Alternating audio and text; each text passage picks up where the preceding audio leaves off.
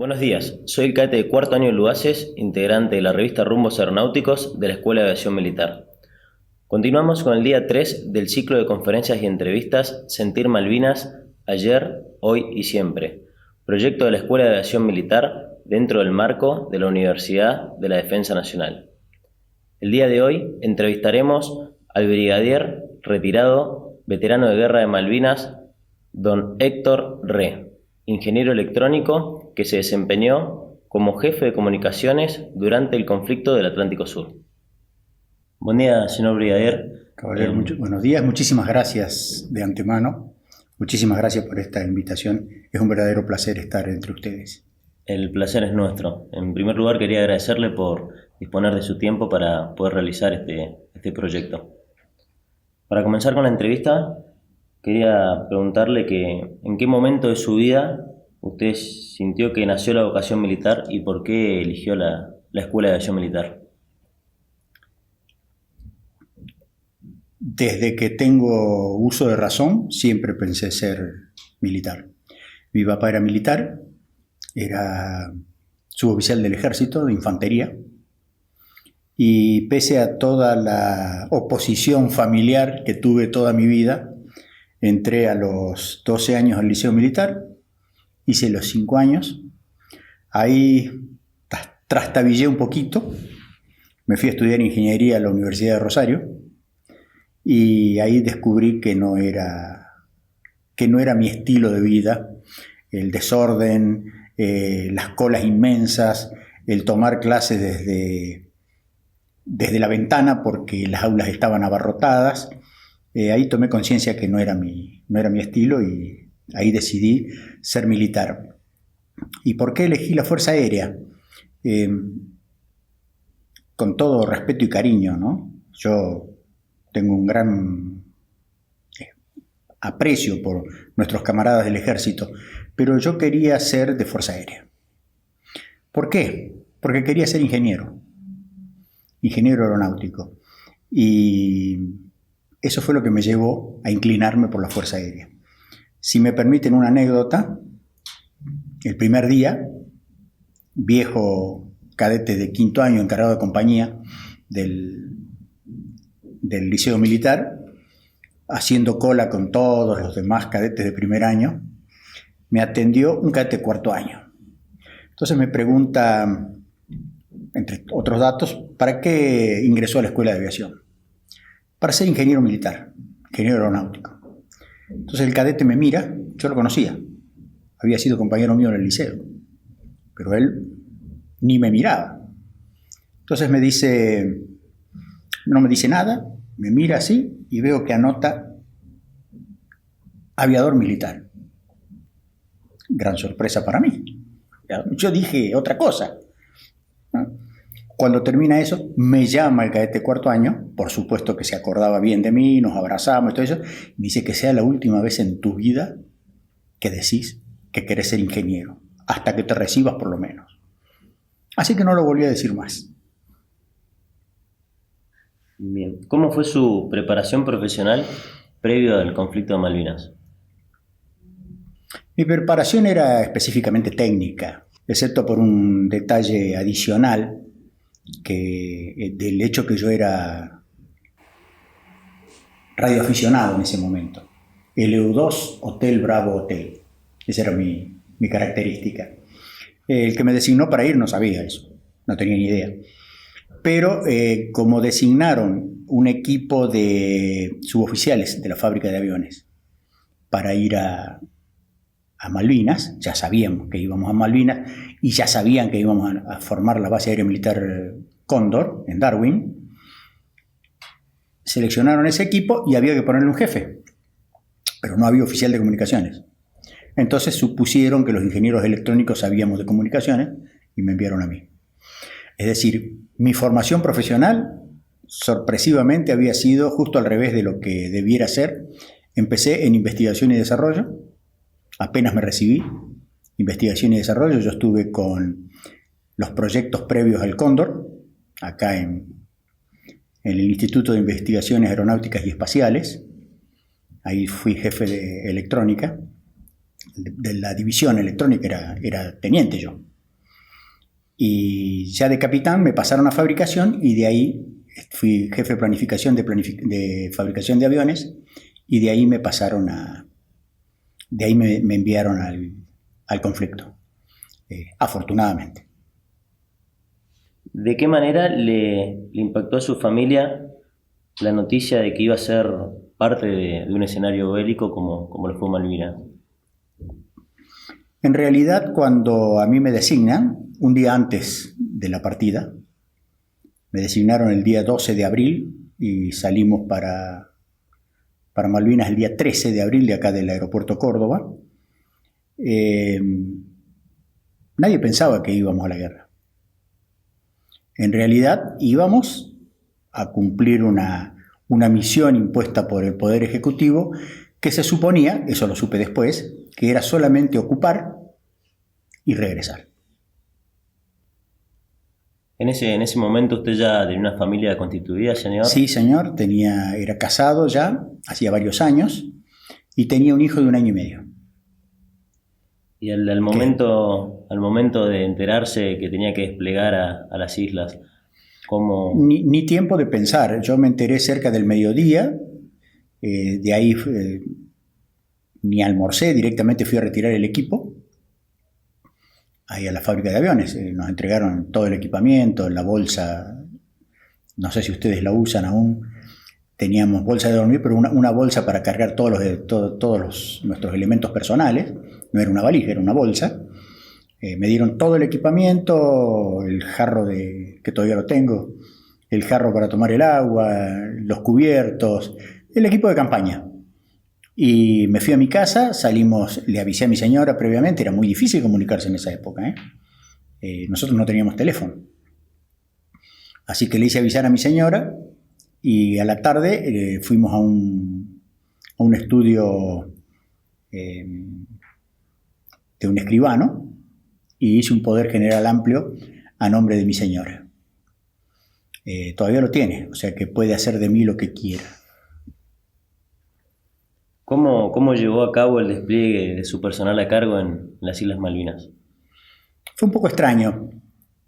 Subimos al Boeing 707 y como ya eran horas de la tarde, se había demorado mucho el vuelo, aterrizamos en Comodoro Rivadavia.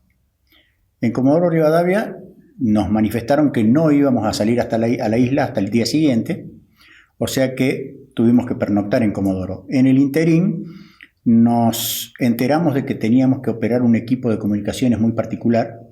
Grinnell es el nombre del equipo. Frecuencias variables, es decir, no mantiene siempre la misma frecuencia, sino que va cambiando por saltos de frecuencia. Entonces, cuando uno habla, va hablando en distintas frecuencias. Como los demás equipos están coordinados con esa misma variación, uno escucha como si estuviera hablando normalmente. Pero los que quieren interferirlo, si no tienen esa clave exacta, que es intercambiable, claro que hay más de 1 millón de variaciones, y no digo exageradamente 1 millón, digo 1 millón de variaciones, entonces los otros escuchan solamente pequeños sonidos. En cambio, de esa manera jamás nos interfirieron los ingleses. Entonces, como nunca habíamos operado ese equipo, nos manifestaron que no podíamos ir. Entonces nos juntamos con los suboficiales y decidimos que se fueron por su cuenta, por supuesto con mi autorización, a tomar el curso, y estuvieron prácticamente toda la noche despiertos tomando el curso del equipo, mis suboficiales, y al otro día nos fuimos a embarcar. El avión salía a las 6. A las 5:30 nos reunimos y cuando fuimos a embarcar el avión ya se había ido.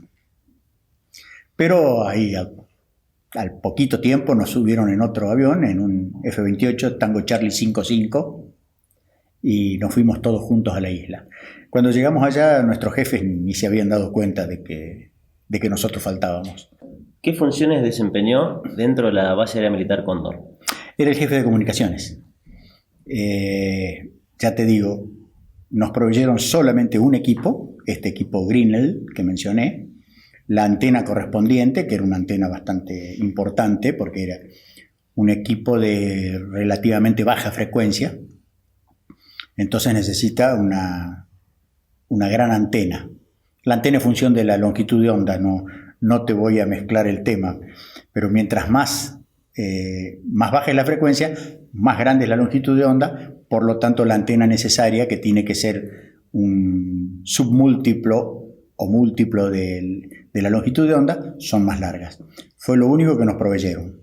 Y cuando llegué a Darwin tuvimos que armar todo el sistema de comunicaciones de la base, llámese comunicación con la artillería de ejército, comunicación con la artillería nuestra, comunicación con el radar, comunicación con sanidad, comunicación con con el cuerpo comando del ejército, en fin, una serie de sistemas de comunicaciones. Tuvimos que armarlas sin ningún equipo propio a disposición. ¿Cómo fue su experiencia personal respecto al trato con su equipo de trabajo, con sus subalternos en la zona de conflicto? Interesante. Yo creo que los técnicos tenemos una gran ventaja. Toda nuestra carrera, a partir del momento que nos recibimos de ingeniero, siempre es en contacto con el personal. Siempre. Mientras más antiguos somos, más personal a cargo. Y mientras más personal a cargo, más relación personal, valga la redundancia, con nuestra gente.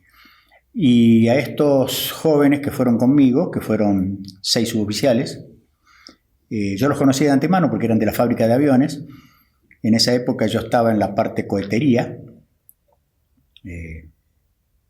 y cuando hacíamos lanzamientos en Chamical, algunos de ellos, en forma alternada, nos acompañaban a los lanzamientos y se encargaban ellos de las comunicaciones. O sea que los conocía a todos. Nuestra relación fue excepcional. Es más, nos repartimos las cargas. Por supuesto, yo no puse antenas ni nada, porque estaba ocupado haciendo otras cosas, ¿no es cierto? Haciendo relaciones con el ejército para ver qué lugar íbamos a ocupar y demás, mientras ellos instalaban las antenas y demás. Pero, por ejemplo, sí nos distribuimos los turnos.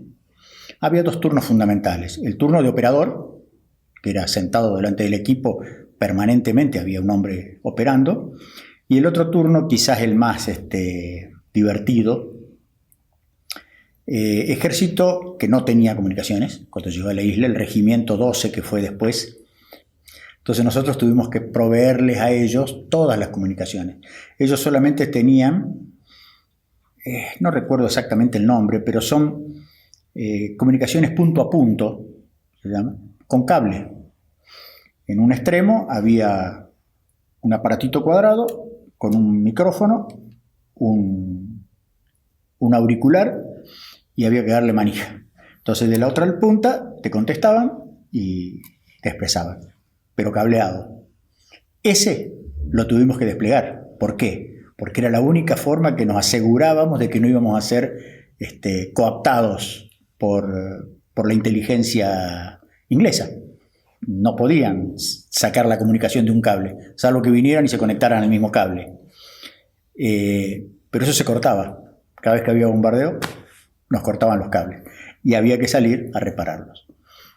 Formamos equipos y yo formaba parte de esos equipos. O sea que en algún momento me tocó ir a reparar el cable cortado o la comunicación interrumpida por otros motivos, ¿no es cierto? ¿Cuál fue la situación más difícil de afrontar que vivió durante el conflicto? O sea, el ataque inicial, sin ninguna duda.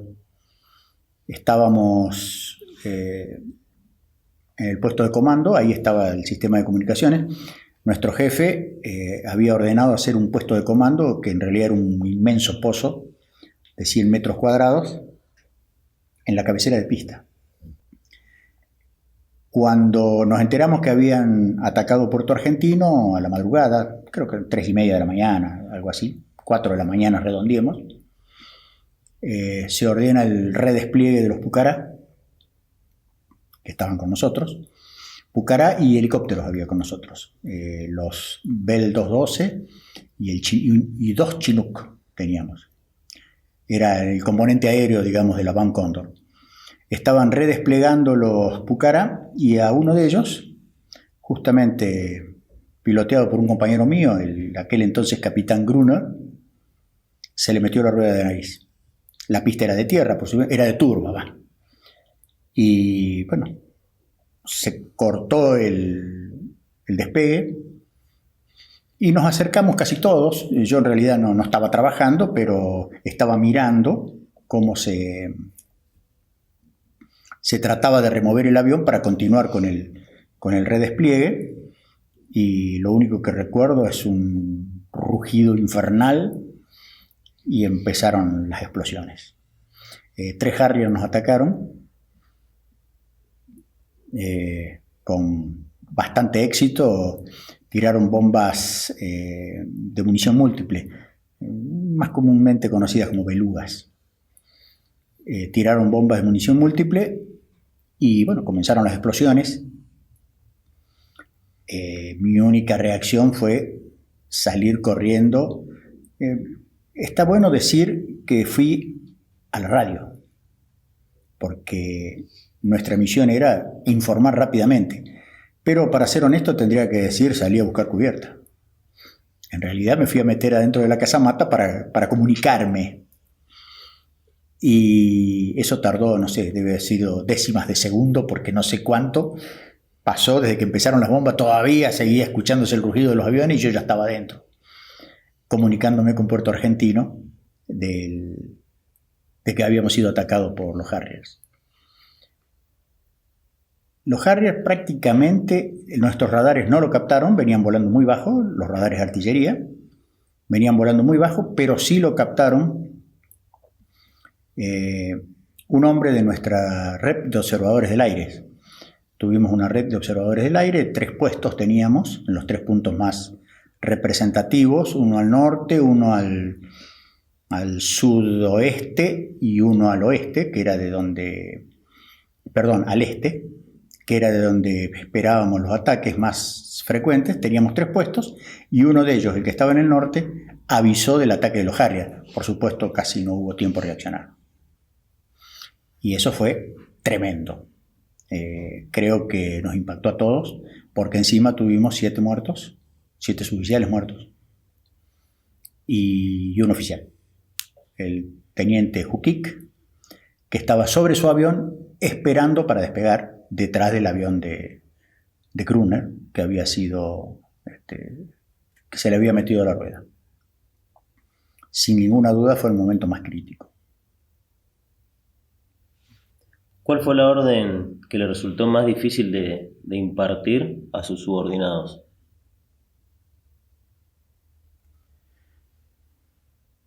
Yo diría que los técnicos tenemos un estilo. Nosotros participamos muy de cerca de la actividad de nuestros subordinados.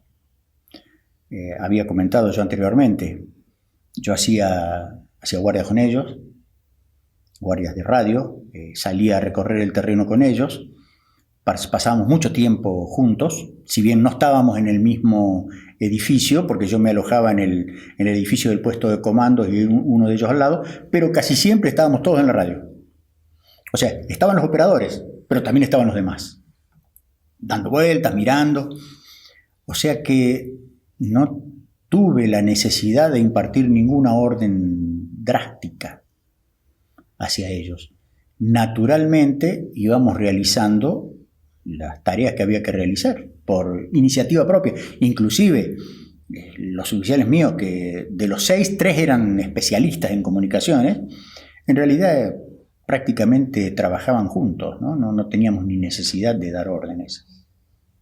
Operábamos, naturalmente, y con bastante intensidad, porque teníamos como 4 redes, si mal no recuerdo. La red de comando, la red de artillería propia, la red de artillería de ejército y la red de radares. O sea que teníamos 4 equipos a los cuales prestarle atención en forma permanente. Por eso nos pasábamos el día en comunicaciones. Además no había mucho para pasear en Darwin, así que vivíamos ahí adentro. ¿Qué sentía al Al estar a cargo de las comunicaciones, cuando el personal desplegado le comunicaba que estaba viviendo una situación crítica. Las únicas comunicaciones que nosotros teníamos así con personal que estaba en función de combate, pues estaban todos en esa forma, eran los de los ROAS, que prácticamente ROAS, no sé si está claro, la red de observadores Sí, del aire. Las comunicaciones que teníamos directas eran con los ROAS, que hablaban lo menos posible. En general, hablaban cuando estaban a punto de morir de hambre y había que ir a proveerles, cuando se estaban por quedar sin comunicaciones porque las baterías se les estaban agotando, y cuando había un ataque. Y si no, con Puerto Argentino, en donde la comunicación era muy, muy escueta por estos equipos encriptados, como te comentaba, pero no nos pasábamos comunicaciones operativas. Nosotros prácticamente no tuvimos relación con los pilotos, ni siquiera con el radar. El radar se comunicaba con Puerto Argentino y Puerto Argentino nos pasaba las novedades que eran de nuestro interés. O sea, si había aviones que venían hacia nuestra zona, Puerto Argentino nos avisaba. Si no, no nos avisaba. Así que no comunicaciones operativas, solamente las internas. Sí me gustaría destacar un tema, ¿no? Cada vez que teníamos ataque o alarma roja, nuestro jefe, el vicecomodoro Pedroso, se subía con una escalera que le habíamos puesto ad hoc, se subía al techo de la casa vecina. Yo creo que eran 3 equipos de comunicaciones así entre sus manos, y desde ahí intentaba dirigir la operación. No sé si fue efectivo, pero lo que sí, que tener un jefe que se te sube un techo en el momento del ataque aéreo es muy, muy reconfortante. ¿Cómo continuó su vida personal y su vida operativa luego del conflicto? Interesante pregunta. Al principio me las creía, ¿no? Creía que era un héroe. Después me di cuenta que no era nada, absolutamente. Y ahora estoy convencido que solamente fui a cumplir con mi misión. No recuerdo ningún hecho particular en la cual yo me haya manifestado como héroe, pero lo sentía realmente. Quizás la que más lo sufrió era mi señora, porque tenía reacciones raras. Yo no jugaba al tenis, pero se me ocurrió comprarme una raqueta de tenis. Yo, ¿por qué? Porque iba a comprar una raqueta de tenis, porque quiero, pero no jugaba al tenis yo. No sabía jugar al tenis, de hecho nunca aprendí. Pero con el tiempo me fui dando cuenta de cuál era la situación. Creo que hice una vida normal. Desde luego, la guerra me marcó, me generó una espiritualidad diferente de la que tenía antes. De hecho, ahí comencé, estando al regreso de la isla, comencé a asistir a misa todos los domingos, cosa que no hacía habitualmente, iba cuando había una situación especial. Y durante muchos años, no sé, 10 años más o menos, recé el rosario diariamente. Inclusive tuve la gran suerte, ya siendo mayor antiguo, vicecomodoro también, me mandaron a Estados Unidos, estuve en la base de Wright-Patterson como oficial de enlace, y cuando iba a la base, en Estados Unidos es hermoso manejar, iba rezando el rosario, y cuando volvía de la base, volvía rezando el rosario. Eso me dio mucha satisfacción. Por eso siempre se los recomiendo. Lo comenté hoy en la reunión con los cadetes. No dejen de lado la religión, y no estoy hablando exclusivamente de la católica. Dios es uno solo. No soy evangelista, no, para nada. Soy católico, apostólico y romano. Dios es uno solo. Uno le llaman Alá, otros le llaman Jehová. Nosotros le llamamos Cristo, pero es el mismo. Y te ayuda. Cuando llega el momento te ayuda. Señor, ¿quiere hacer mención a alguna situación especial durante lo que fue cuando fue tomado prisionero? Sí, creo que es sumamente importante que haga este comentario, que creo que pinta exactamente el espíritu militar. Cuando llegó el momento de rendirse, todos llorábamos. Nos enteramos varias horas antes, porque fue durante la madrugada. Los ingleses estuvieron muy prudentes. Nos llevaron a la zona de la pista, en Darwin. Nos hicieron formar en cuadro. Y el vicecomodoro Pedroso presentó la tropa formada con armamento, descargado, claro, pero con armamento, a un oficial inglés. No debería tener un grado más que capitán, no sé bien la equivalencia, joven que hablaba español.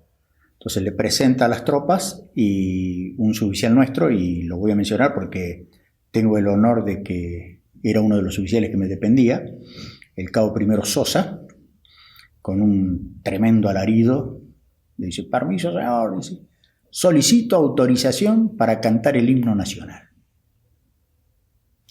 Lo tomó de sorpresa a Pedroso, lo mira al inglés y el inglés lo autorizó. Y así terminamos nuestro combate. A partir de ahí cantamos el himno desaforadamente y dejamos el armamento, el casco, el correaje, y nos llevaron al alojamiento que tuvimos durante el tiempo que estuvimos prisioneros. ¿Cómo vivió el reencuentro con su familia? Fue espectacular. Nosotros volvimos prisioneros. Hasta ese momento mi familia no tenía absolutamente ninguna idea de lo que ocurría con nosotros. De hecho, en la fábrica de aviones creían que yo había muerto. Por supuesto no le dijeron nada a mi señora porque no tenían ninguna certeza. Así que nos trajeron prisioneros en un barco, Norland era el barco. Nos embarcaron, estuvimos primero en Darwin, después estuvimos en San Carlos, después nos embarcaron y nos desembarcaron en Montevideo. En Montevideo nos subieron a unos barcos, eran barcos de paseo. Uno creo que era de la Armada, honestamente no grabé los nombres, no grabé aquí. Y nos llevaron a Puerto Belgrano, no, a Río Santiago, donde está la Escuela Naval. Nos llevaron ahí, nos cargaron en ómnibus y nos llevaron a la Escuela de Suboficiales de Ezeiza, en esa época, y ahí nos recibieron. Nos recibieron muy bien. Ahí me comuniqué con mi señora. Estuvimos 3 días y nos cargaron otra vez en un Boeing. Nos trajeron a Córdoba, ya habíamos avisado previamente, y ahí me reencontré con mi señora, mi hijo, mis padres, mis suegros, estaban ambos, tíos y demás, no sé, un montón de gente, mi hermano, y realmente fue muy, muy, muy emocionante. ¿Qué piensa, señor Brigadier, actualmente sobre la resolución del conflicto Malvinas? La resolución del conflicto Malvinas, o sea, ¿qué pienso sobre cómo puede llegar a resolverse o qué pienso respecto de haber decidido? Sobre cómo podría llegar a resolverse a futuros. Tuve la gran suerte de vivir 2 años en Estados Unidos. La mentalidad americana es muy parecida a la inglesa. De hecho, son sus descendientes directos. Nunca se van a dar por vencidos. Nunca se van a dar por vencidos. Personalmente creo que lo mejor que podemos conseguir respecto de las Islas Malvinas es convivir amigablemente, que nuestra gente pueda ir a trabajar a la isla. De hecho, en aquella época, argentinos creo que había uno solo, pero había varios chilenos, viviendo en las islas y comenzar de esa manera a acercarnos, pero que los ingleses, por lo menos en tiempos inmediatos y no tan inmediatos, nos van a entregar la soberanía de las islas, personalmente creo que no. No obstante, creo que nuestra guerra no fue en vano. Creo que todo el mundo sabe que nosotros nos sentimos dueños de la isla. Y dijo una persona que yo le tengo un enorme aprecio y lo voy a mencionar, el Comodoro Carballo, que aquel que no es capaz de defender lo que siente que es suyo, no merece ser su dueño. Creo que nosotros merecemos ser dueños de la isla. Bien, señor, para finalizar, ¿qué consejo le daría a las nuevas generaciones de oficiales? Interesante. Trabajen su ser interior.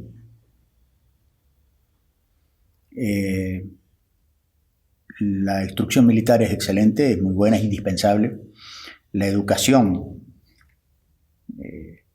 también que se les da aquí en la escuela en materias específicas es muy importante. Pero lo más importante para un militar es sentir lo que hace. Creo que en la escuela de aviación eso se mantiene. Mi experiencia es que he estado trabajando bastante en este tema, en hacer, no sé si decir, incentivando gente para que adquiera esto. Y ahora que la escuela de suboficiales y la escuela de aviación tienen las mismas exigencias de ingreso, en mis épocas no. En mis épocas los suboficiales podían ingresar con primaria. Y los oficiales, en mi época, con cuarto año y muy poco después, con quinto año. O sea, tenían que ser oficiales, los oficiales tenían que tener el secundario. Ahora no. Ahora ambas especialidades, oficiales y suboficiales, tienen que tener el secundario. ¿Por qué eligen la escuela de suboficiales? ¿Por qué eligen la escuela de suboficiales? Me temo que es porque se reciben en 2 años. No sé si esos chicos tienen vocación. En cambio, los cadetes de la escuela de aviación vienen a hacer 4 años. Saben que se tienen que pasar 4 años. Por supuesto que en la mayoría de los casos no saben lo que es la escuela de aviación. Muchos vienen a ser solamente pilotos. Pero los que permanecen, los que perseveran, los que se asimilan los 4 años acá adentro, es porque tienen vocación. Y eso es lo más importante de todo. Vocación de servicio. Vocación de servicio. Los que la tengan en forma muy sutil, que prácticamente no la sienten, acá en 4 años, creo que se consigue nuevamente. Y si no es así, todos nosotros, todos, incluidos los cadetes, debieran trabajar para que así sea. Para que el hombre que esté acá adentro aprenda lo que es la vocación de servicio, que es lo indispensable para ser militar. Bueno, señor Brieder, en primer lugar quiero agradecerle por el tiempo que tuvo para que realicemos esta entrevista. Y en segundo lugar, para mí ha sido un honor muy grande como cadete de la Escuela de Aviación Militar y como ciudadano argentino tener la posibilidad de entrevistar a alguien que hizo lo que tenía que hacer en su momento, y es un privilegio muy grande. Muchas gracias. Gracias a ustedes. Realmente para mí también es un placer poder transmitirles esto. No es habitual, no está tampoco en mí salir a dar charlas por ningún lado. No he aprendido en mí esa alternativa, pero darla acá para la Escuela de Aviación es un inmenso placer. Muchísimas gracias, ¿no?